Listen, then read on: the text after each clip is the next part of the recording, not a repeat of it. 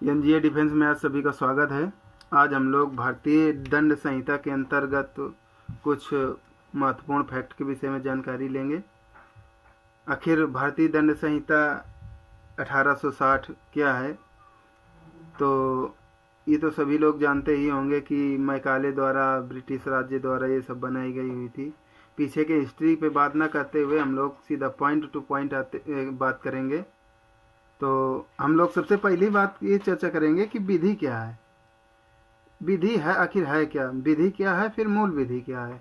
तो विधि कहते हैं विधि कानून को, नियम या नियमों का एक ऐसा समूह, नियम या नियमों का एक ऐसा समूह जो किसी राज्य में रहने वाले व्यक्तियों, नागरिकों तथा स्वयं राज्य के क्रियाकलापों को नियंत्रित, विनियमित या निर्देशित करता है। ये विधि की या कानून की परिभाषा है। एक बार हम फिर चर्चा करेंगे, विधि किसे कहते हैं या कानून किसे कहते हैं। नियम या नियमों का ऐसा समूह जो किसी राज्य में रहने वाले व्यक्तियों, नागरिकों तथा स्वयं राज्य के क्रियाकलापों को नियंत्रित, विनियमित तथा निर्देशित करता है, उसे हम विधि कहते हैं। अब ये दो प्रकार की होती है, एक होती है मूल विधि और एक होती है प्रक्रिया विधि। तो मूल विधि किसे कहते हैं? मूल विधि कहते हैं जिस विधि में विधि विरुद्ध कार्य के लिए दंड का प्रावधान होता है, इसे ही आईपीसी कहा जाता है। जिस विधि में विधि विरुद्ध कार्य के लिए दंड का प्रावधान होता है उसे मूल विधि कहते हैं। जैसे आईपीसी 1860, भारतीय दंड संहिता, इंडियन पेनल कोड 1860, ये मूल विधि का एक एग्जाम्पल है। अब अगर हम बात करें प्रक्रिया विधि पे, एक मिनट पहले इसी पे थोड़ा जानकारी ले लें। आईपीसी ये मूल विधि का एक एग्जाम्पल है।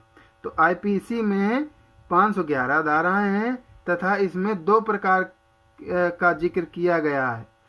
क्या? नंबर 1, अपराध की परिभाषा दी हुई है और अपराध के लिए दंड दिया गया हुआ है। इसमें दो प्रकार की बातों का वर्णन किया गया है। नंबर 1, अपराध की परिभाषा तथा अपराध के लिए दंड। इसमें 511 धाराएं हैं। वन लीनियर क्वेश्चन में से बन सकता है। अगर मेन बात करें तो 3 प्रकार से क्वेश्चन बनता है। एक, सीधा डायरेक्ट धारा दे देगा, उसके बाद पूछेगा इस धारा के अंतर्गत क्या प्रावधान है। नंबर 2, प्रावधान दे देगा, पूछेगा इस प्रावधान के अंतर्गत कौन सी धारा यूज हुई है। उसके बाद तीसरा क्वेश्चन बन जाता है कि कोई केस दे देगा, और केस दे देगा, पूछेगा यह केस किस से, कौन सी धारा से संबंधित है। तो हम लोग तीनों चीज़ें कायदे से कंप्लीट करते हुए चर्चा करेंगे। तो मूल विधि अभी तक हम लोगों ने देखा। अब उसके बाद दूसरे नंबर पे आती है प्रक्रिया विधि। तो प्रक्रिया विधि क्या है?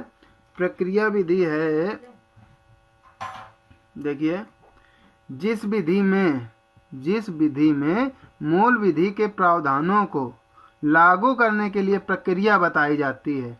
अब इसमें मूल विधि के प्रावधान जो होते हैं, जो परिभाषाएं या दंड दिए गए हैं, तो उनके लिए प्रोसीजर बताया गया है। इसमें क्या प्रोसीजर है, क्या प्रक्रिया है बताई जाती है, उसे प्रक्रिया विधि कहते हैं। अब इसके प्रक्रिया विधि के अंदर दो चीज़ें आती हैं, एक सिविल प्रक्रिया, एक आपराधिक प्रक्रिया।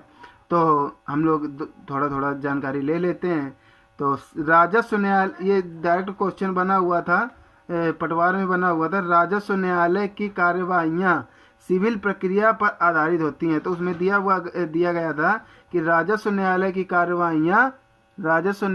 कार्यवाहियाँ किस पर आधारित हैं, किस प्रक्रिया पर आधारित हैं। तो उसमें दिया गया था सिविल प्रक्रिया पर आधारित है। वन लीनियर क्वेश्चन आया हुआ क्वेश्चन है ये। तो हम लोग दूसरी बात करेंगे, सिविल प्रक्रिया हो गई। दूसरी नंबर पे बात हुआ आपराधिक प्रक्रिया। दंड प्रक्रिया संहिता 1923, दंड आपराधिक प्रक्रिया का एग्जाम्पल है दंड प्रक्रिया संहिता 1930। इस प्रक्रिया में 484 धाराएं हैं। इस प्रक्रिया में 3 लोग पूरी तरह बाध्य हैं। कौन कौन से? मजिस्ट्रेट न्यायालय, मजिस्ट्रेट आबलिक न्यायालय, अधिवक्ता आबलिक वकील या पुलिस। ये तीनों लोग बाध्य हैं। मतलब इसमें बात क्या बताई गई है कि ये तीनों लोग कैसे कार्य करेंगे। इसमें इन तीनों व्यक्तियों का कार्य दिया हुआ है। इसमें सामान्य नागरिक से कोई लेना देना इसमें नहीं है।